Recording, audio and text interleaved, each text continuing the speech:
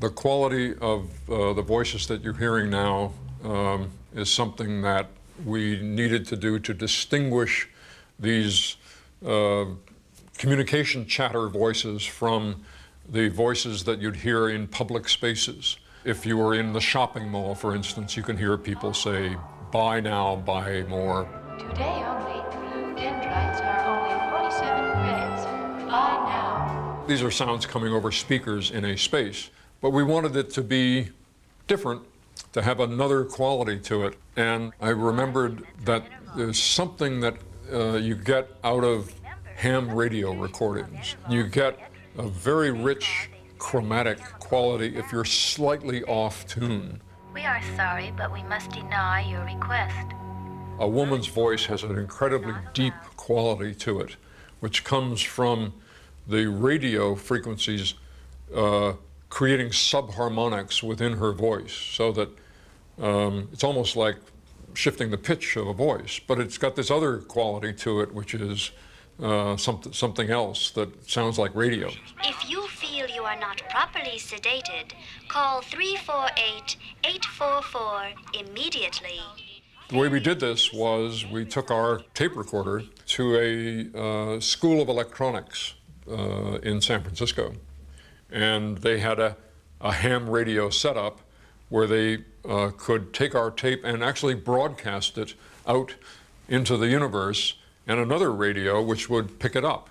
George would manipulate one dial of the sending radio, and I would manipulate the dial of the receiving, and we would get these kind of quality to the voices. 7-4, analyze severe. An explanation for blocking, so that I may make correction. You are entering a red phase, THX. It was like tuning a musical instrument, not knowing exactly what you'd get, because it was subject to all kinds of atmospheric peculiarities. One of the challenges for anyone making a science fiction film in 1970 was to come up with a voice that would at least stand comparison with HAL in 2001. Now, THX has a pervasive voice. All of the policemen speak with the same voice, and whenever you go into the confessionals, there is the voice of and it turns out to be the same voice that the policemen have. My time is yours. Go ahead. I was wondering, what's George going to come up with? Who's this going to be? The day of recording came, and in walked a funeral director. And George laid out the dialogue and said, "I just want you to say these words as if you're talking to the recently bereaved widow of somebody. Prevent accidents and be happy."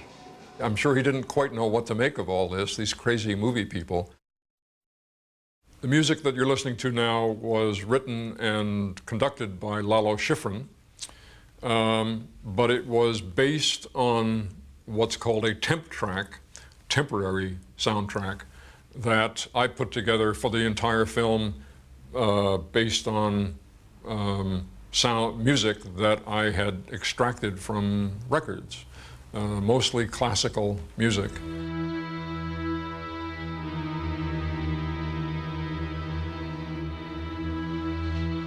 I would take the music and record it backwards, or I would slow it down by 400%. And I would layer it so that one piece of music would fade in from another piece of music. So I was treating music the same way that I would treat different tonalities, room tone, or atmospheres as a sound effect. So music as sound effect, even though it's music. So I did this throughout the whole film, and when it came time to have the real music for the film, we showed this version of the film to Lalo, and he said, "I love this sound. This is exactly the kind of stuff that I'm doing anyway, and I like what you guys have done. So with your permission, I'm going to adapt what you've created, and I'll just transcribe all the notes." I thought, oh, great. So we then were on the stage at Warner Brothers with the orchestra, and here was this orchestra performing things that I knew was music that was backwards and upside down and slowed down by 400%. In fact, if you take the opening music for THX and play it backwards and speed it up by 4 times, you'll hear Stabat Mater by Pergolesi. I love echo, any kind of reverberation or atmosphere around a voice or a sound effect, which tells you something about the space that you're in, is, I think for anyone who works in sound, it's really something that we all love to do, because you start with what's called a dry sound. It's a sound recorded in a studio, and then you can create a kind of a fuzzy ball of echo around this sound, and it can make you think that this voice is in a bathroom or in a large amphitheater or in a cave. Today, this is as easy as pushing the button on a digital reverberation device, which is programmed with hundreds, if not an infinite variety of different kinds of echo. Back in 1970, not only did we not have these kinds of devices, we didn't even have access to what then was a normal echo chamber. So in self-defense, I worked out a system of taking the sound that I wanted to add color to and actually going to the environment where I would get this color, say a basketball court, and playing the sound or the voice in this space, and on another tape recorder, I would record the sound and its echo. And then when I got back to the studio, I would have 2 pieces of film running in sync together, side by side. One would be the original sound, and the other one would be the sound with this echo around it. And by changing the proportion of these 2 sounds, you could make it sound dry with just a little bit of echo, or you could reverse it and have nothing but echo and almost nothing of the original dry sound. Performance perfect is perfect performance. In this specific case, you are listening to another discovery I made, which is that if you are in an ordinary sized room and play the voice at 4 times speed, so you've sped it up 4 times, and you record it on the other tape recorder is also running at this very fast speed, then when you play the second recorder back at normal speed, you get the original sound, but you get the space of the room as if it were 4 times larger than it really is. It's something to do with the physics of recording a sound at that speed and then slowing it down. The original voice returns to normal, but the space of the room balloons outward to 4 times the size that it really is. So even though this sound that you're listening to was recorded in a living room, it sounds like it was recorded in a large space. One of the things that we thought of as a way of organizing our creativity on THX was something we called Cubistic sound, which is that each scene was a cube of sound, and it would have a certain quality to it that was different from the next scene, which was another cube that was slightly different, and the scene before. So here we are in the trial, and I took my cue from the fact that everything was photographed through panes of glass. This was shot in a recording studio control booth. And so there's glass behind glass, and you see reflections of people in the foreground. So I thought, what's the audio equivalent to this? At the time, I was listening to some compositions by Steve Reich, who was a San Francisco composer who had a technique of doubling up sound. And I didn't know how he achieved this, but I looked at the equipment that we had, which was, compared to what we have today, Stone Age equipment.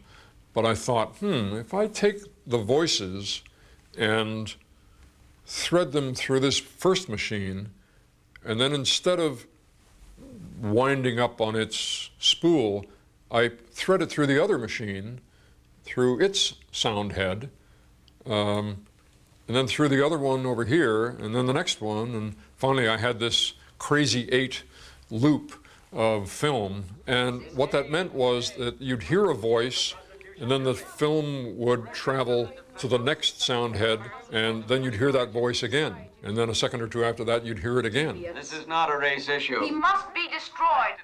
We must not continue to consume these erotics. We must exterminate the source of sin. Economics must not dictate situations which are obviously religious. Then I took the original voice and isolated that so that at least you had a chance of understanding what was being said, and that was placed relatively loudly in the foreground with all of this repetition chatter going on in the background. One of the rules that we made for ourselves on THX was no electronic sounds, or very little electronic sounds, because the tradition in science fiction films up to this point, which was 1969, 1970, was let's have lots of electronic sounds. I think Forbidden Planet started the trend, but people just associated science fiction with bleep, bloop, bloop, bloop, bloop kinds of sounds.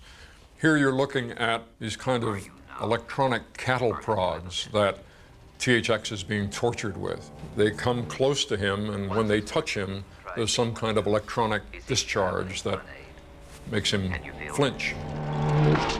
The particular challenge here was to come up with something that was a believable sound that these poles would make when they touch someone, but it could not be electronic. So I looked around the house, George's house, where we were working, and he had some metal lampshades over the work space that I was using to reflect the light down onto the workboard. And I hit them, and it made a really interesting tone, but it had a buzz to it. The metal was cheap and thin. So I put the microphone up really inside this thing and hit it with a variety of different instruments, my knuckle, pencil, anything, until I got something that sounded right. And then put this, recorded it on tape, and then played it forwards and played it backwards, so that when I hit it, you would get an impact and then the sound would die. But when I played it backwards, the sound would build up to a impact point. So you'd get zip, that's going backwards, and forwards would go bzzz. And I took these two pieces and put them together and cut out the impact so that what you heard was bzzz. 105. Above the 521. The 122. Skip the 1114. I guess these poles are sort of the great-grandfathers of the lightsaber sound that you hear in Star Wars, which has a similar kind of a buzzing quality to it. The music that you're hearing now is a music box that I recorded at a music box shop in Los Angeles, probably in 1965.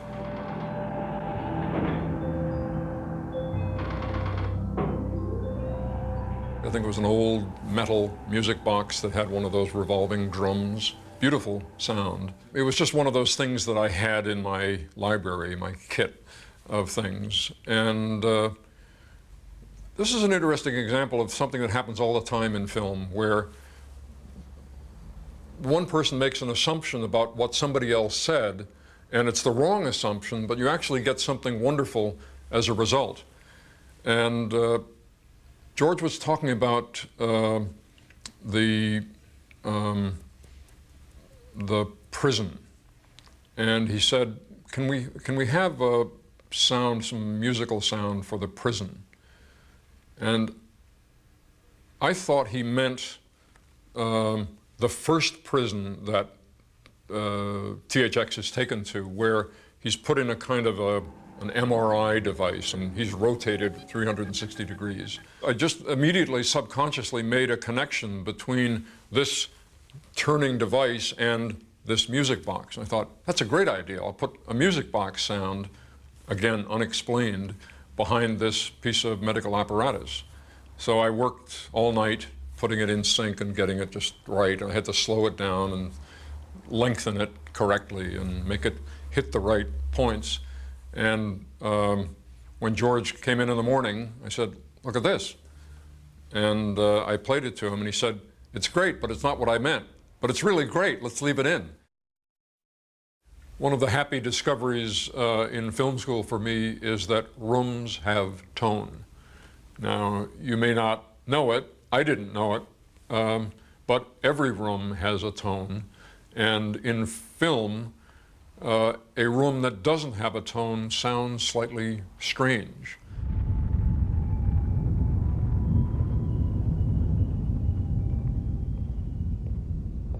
The challenge in the prison sequence of THX is that the room is it's vast and of indeterminate size. What is the sound of this kind of room? We wanted it to have a particular sound because that was the challenge of this film. Every space had a sound. And yet, since it had no defining spatial characteristics, what would work? One day I was on the waterfront in San Francisco recording foghorns, and I saw the Palace of Fine Arts, which is a huge curved room left over from the World's Fair of 1914, I think. And it's filled with science experiments from all the school system of San Francisco. And each of these science experiments makes some kind of noise.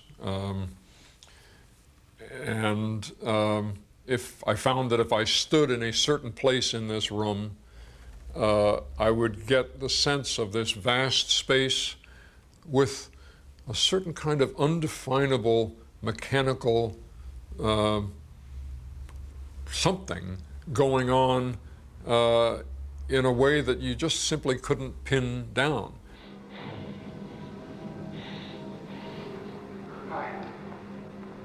I knew as I was recording it that this is it. This has got to be it.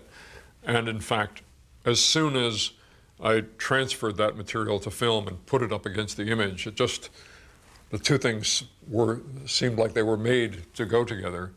And it's a sound that runs as soon as you go into this prison until the end. Somewhere in the background is this indefinable, it's almost the sound equivalent of lace. It has substance, but it's also delicate and has lots of holes in it, which is in some mysterious way correct for this blank nothingness that you're looking at. THX is an underground world. This environment that THX lives in is an underground civilization. So the sound that you would expect not to hear in this kind of environment is thunder, which is an organic sound from the surface of the earth. Yet there are two places in the film that I used thunder. One of them is here in the prison. It was one of those things that I put in as a whim. In addition to the room tone that I had, I wanted occasionally there to be little outbreaks of something in the background.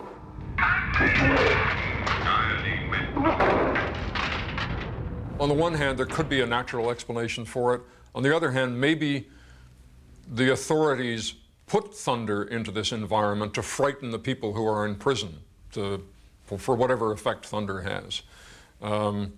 The interesting thing about this particular thunder sound is that it's one of the two library sound effects in THX. Everything else in the film that you hear was originally recorded by either me or Bill Neal, who was a sound effects recordist, or the location, people who were recording location dialogue. With just two exceptions. One was the thunder, and the other one is a punch. And plain as the nose on your face. And that sound of the punch is a classic Hollywood punch sound. Well, this thunder also is classic Hollywood recorded thunder. One of the problems that you confront, and we especially confronted it in 1969, is how to get dynamic range into a film. Dynamic range is contrast between low-level sounds and high-level sounds, and you do this for the emotional effect of suddenly something getting very loud where it's been soft, and vice versa, suddenly a sound getting soft where it's been loud. At the end of the prison scene, the white limbo, THX opens a door into what seems like a river of people.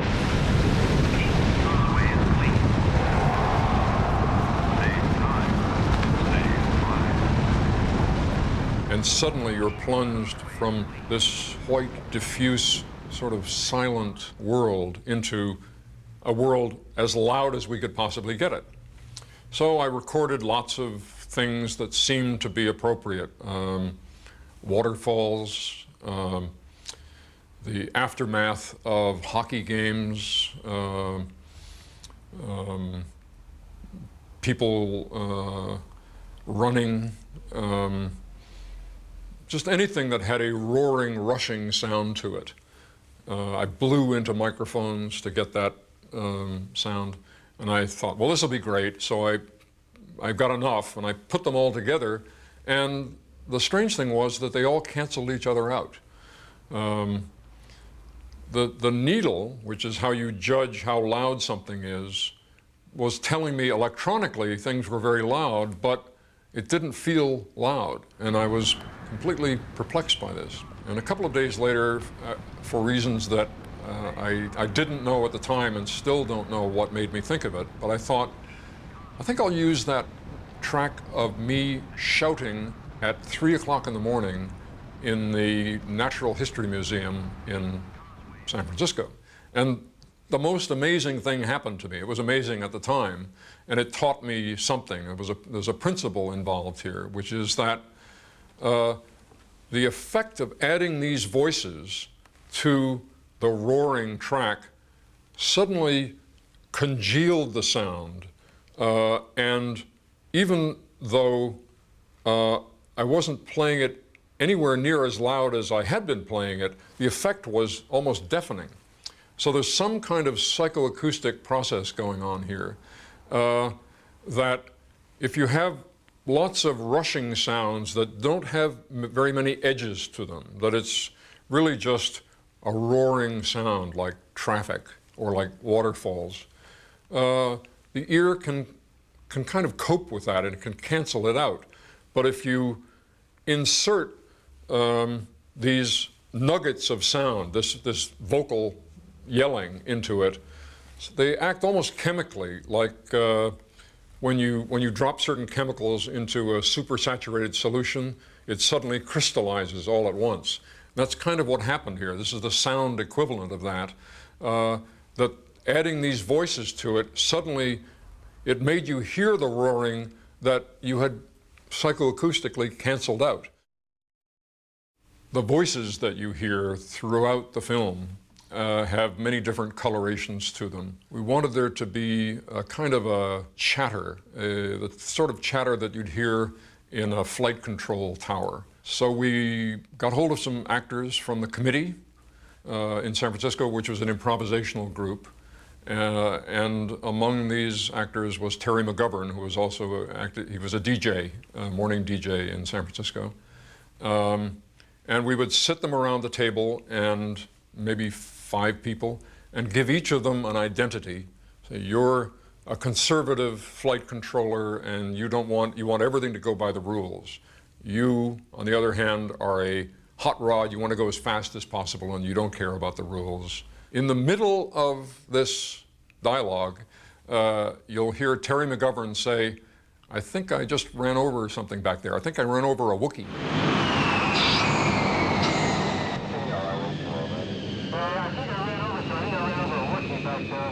This is the first emergence of the word Wookiee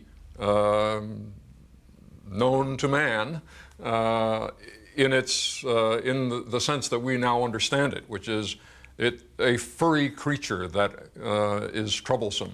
And of course, the Wookiees in THX, who lived in the shell of this environment, became the Wookiee, the large Wookiee that we all know in Star Wars. And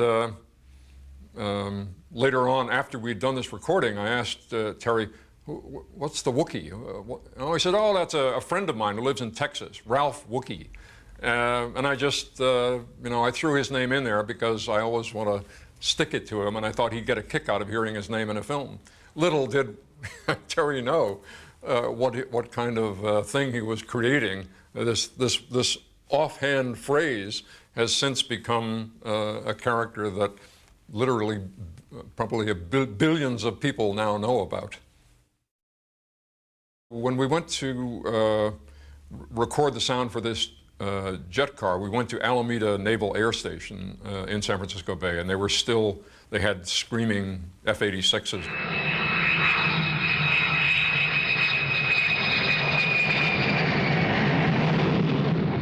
We got a whole hours and hours of jets coming in for landing, but there was one particular section of this recording where I don't know what the jet was doing, but it banked and it came in low, and you heard the sound billow and then focus down, and it had a lot of, I guess what in music they'd call harmonics to it.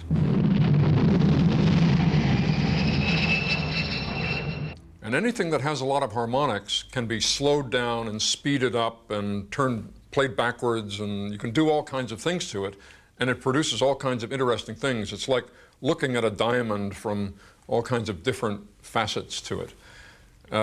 So all of the jet car sounds that you hear in the chase are really taken from a piece of tape that's probably, I don't know, 1.5 feet long, but that 1.5 feet is wrung out and played in every conceivable speed and combination to give you the effect of this car traveling down a tunnel. The car that you see in the film is a jet car. This is I think it was a Formula One racing car that George had fitted up with jet engines. He also wanted the motorcycles that are pursuing this car to be jet motorcycles.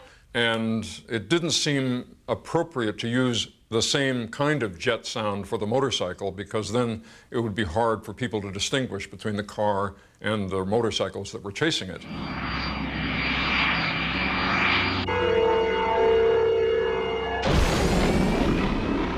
The idea for this one actually came from Francis Coppola.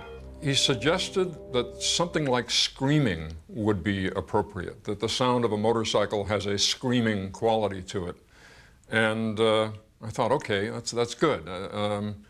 So I then thought it should be women screaming because of the high tonality. So I got all 4 women who were working at Zoetrope at the time, and we went into the bathroom. Me, a guy with a microphone, and 4 women in the bathroom. And I said, what I want you to do, all of you, is to scream as loudly as you can. Just don't, just let loose, belt it out, and I'll record you. So they screamed loud, and I said, you have to scream much louder than that. And I took them through 2 or 3 elevations. Finally, it was piercing enough for me. And then I deliberately turned the crank on the tape recorder into distort. This added a kind of guttural quality to the sound. And this was the basis for all of the motorcycles that you hear in the chase scene at the end of THX.